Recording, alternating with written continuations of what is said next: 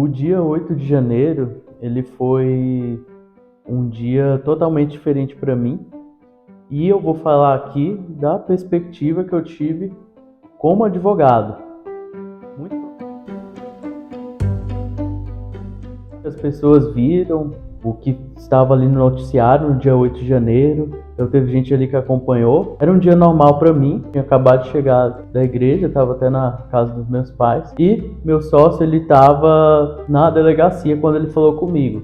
Eu até não tinha atendido na hora. Depois eu vi o que estava acontecendo, atendi e fui lá ajudar ele.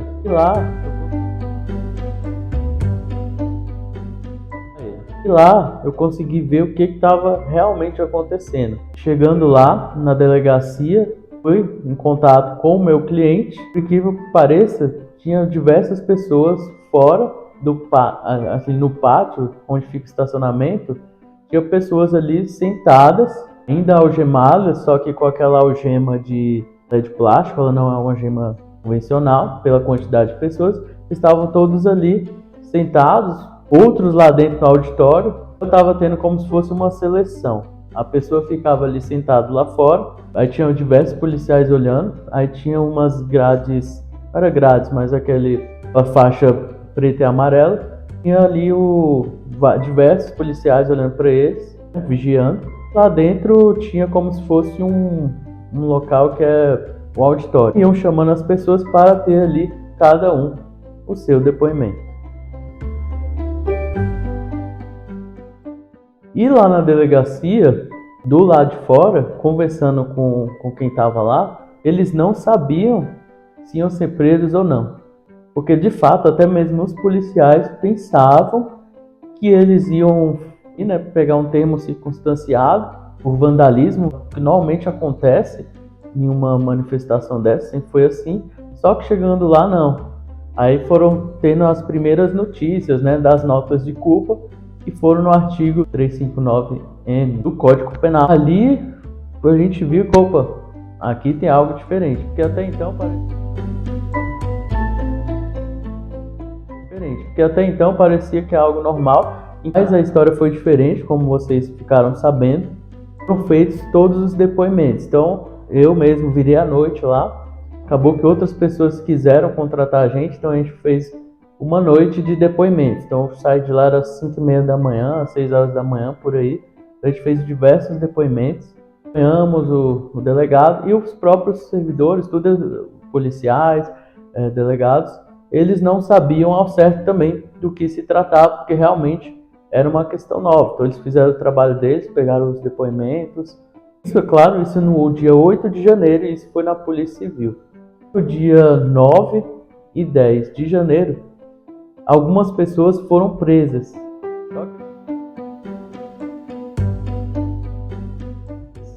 Só que essas pessoas foram presas de uma forma diferente. Foram presas no quartel-general ou no ônibus ou em algum acampamento. Essas pessoas que elas foram presas, elas ficaram até o dia seguinte. Ficaram também o dia todo no ônibus. Não sabiam que iam ser presas. Então, acabou que elas foram presas. Elas foram encaminhadas, na verdade, primeiro para a academia da Polícia Federal. Lá eles ficaram. Nesse momento eles não estavam presos ou sabendo que estavam presos.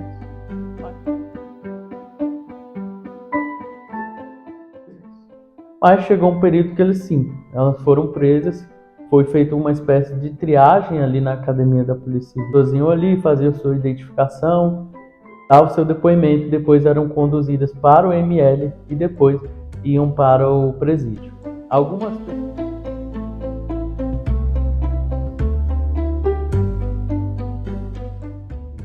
Algumas pessoas não chegaram a ser presas porque ou pela idade ou de alguma doença grave, então elas nem chegaram a ser presas. Depois disso, realmente foi acompanhar, no meu caso, como advogado, nos bastidores, os meus clientes no presídio, porque tanto pessoas do dia 8 de janeiro quanto do dia 9 realmente estavam no cárcere. Ali eu tinha clientes que eram mulheres, homens, normalmente de uma idade mais avançada, e a gente fez todo o acompanhamento. Mas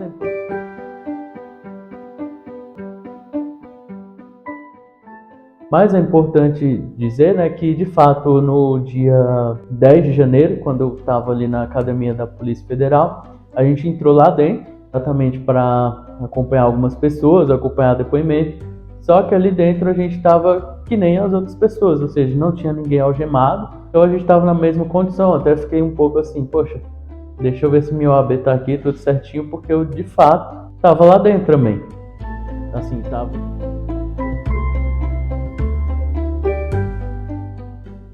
Assim, estava na mesma condição. Então, se o advogado, por exemplo, não tivesse com um terno e gravata, se elas não estivessem também com uma vestimenta que desse a entender que era advogado, também poderia correr o risco. Então, até nisso eu pensei ali na hora, nunca tinha passado por uma situação assim, porque de fato, quando a pessoa está presa, ela está presa, e ali não. Era uma situação totalmente diferente, que a pessoa não estava presa pela quantidade de pessoas. Então, realmente teve um tratamento diferente do que é o convencional. Então, passado isso, a gente estava preparado para fazer as audiências de custódia. Então, na minha cabeça, minha perspectiva era que até no outro dia ou 48 horas fosse feita a audiência de custódia dos meus clientes. Mas a audiência de custódia, na verdade, ela foi feita 10 dias depois, 15 dias depois. Tudo bem que teve uma carta de ordem do ministro Alexandre de Moraes, alargando o prazo, mas eu nunca tinha visto isso acontecer, nem na prática, né? Um caso onde as audiências de custódia demoravam um tempo, assim, mais de uma semana. E depois disso, algumas pessoas foram soltas, não na audiência de custódia, tá? Isso é importante dizer. Os juízes não estavam autorizados a decidir nada. Então, os juízes eles só poderiam colher ali as informações, fazer as perguntas necessárias e remeteram tudo, a ata de audiência, para o Supremo Tribunal Federal. Então, ali que começou também as primeiras solturas, né, onde o ministro Alexandre de Moraes, das pessoas presas, principalmente no dia 9 de janeiro.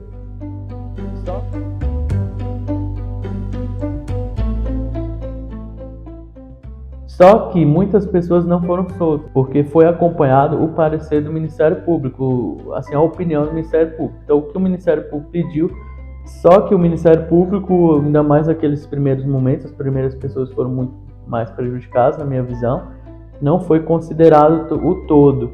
Então, acabou que as opiniões e os pedidos do Ministério Público foram muito para prisão.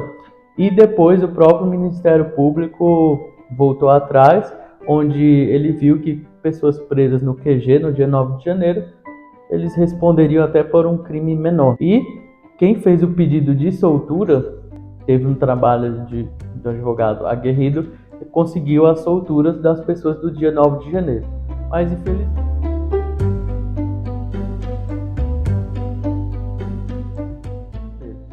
infelizmente muitas pessoas ou não tinham advogados, ou os advogados não sabiam como lidar, então muitas pessoas ainda ficaram presas indevidamente, no sentido de que ela poderia ter sido solta.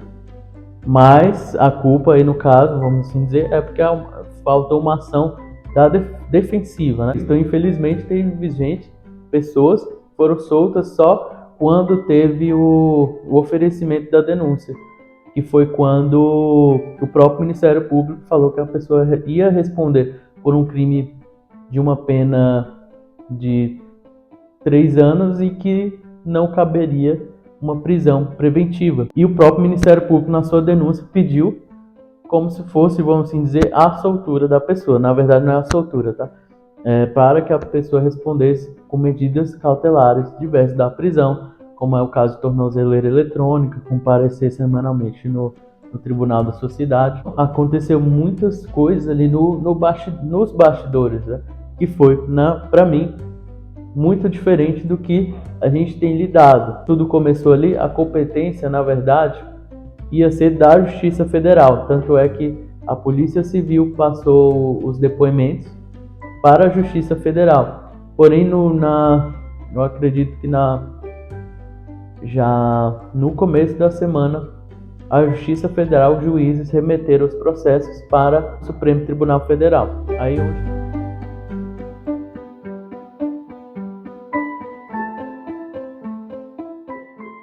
aí onde tudo mudou. Na minha visão, né, deveria ter sido julgado em Brasília e não foi, na Justiça Federal, seção de Brasília, mas não foi. A gente sabe que no Supremo a gente não tem uma opção de recorrer para o segundo grau ou recorrer para o STJ.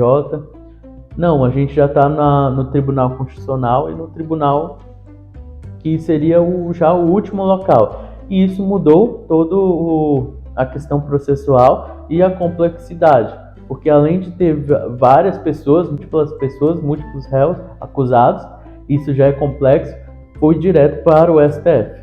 Então isso aumentou o nível de complexidade. Mas mesmo assim, a gente conseguiu lidar bem com isso, mas eu como advogado foi uma experiência bem diferente, que eu tô falando. Nos bastidores ali, tudo que a gente acompanhou do começo ao fim, as visitas também às pessoas que estavam presas,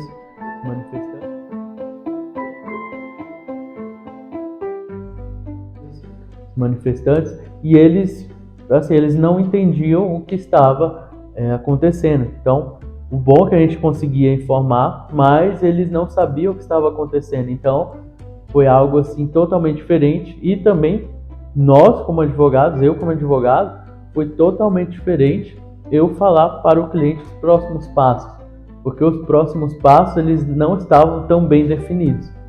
O bom é que o escritório, né, a gente conseguiu prever muitos passos, mas mesmo assim não era que nem um processo que a gente normalmente atua, que a gente sabe o caminho. Então foi algo diferente. A gente conseguiu fazer um trabalho aí que ajudou muitas pessoas, ainda acompanha, porque as pessoas ainda estão com medidas cautelares diversas da prisão, então elas não estão presas, mas tem a tornozeleira eletrônica e tem que cumprir as regras.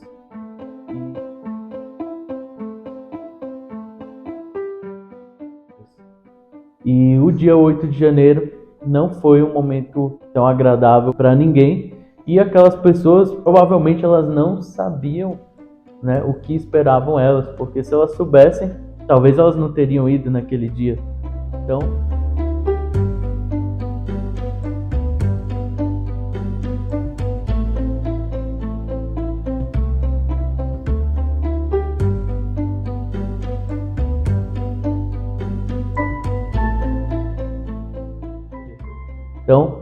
é muito importante que eu vejo, né, dos bastidores como advogada, que a gente viu toda aquela manifestação, tudo acontecendo, mas que também ali dentro, ali parte dos manifestantes, principalmente no dia 8, tinha muitas vítimas. E no QG também tinha muitas vítimas, sejam de uma ideologia que ali tinham diversas ideologias e não necessariamente eram verdades. Então, tem pessoas que não entendiam ou não sabiam. Algumas pessoas que queriam intervenção federal, mas será que elas sabiam o que é isso? Tinha outros que queriam intervenção militar, mas será que elas sabiam o que é isso? É claro, pode ter mais.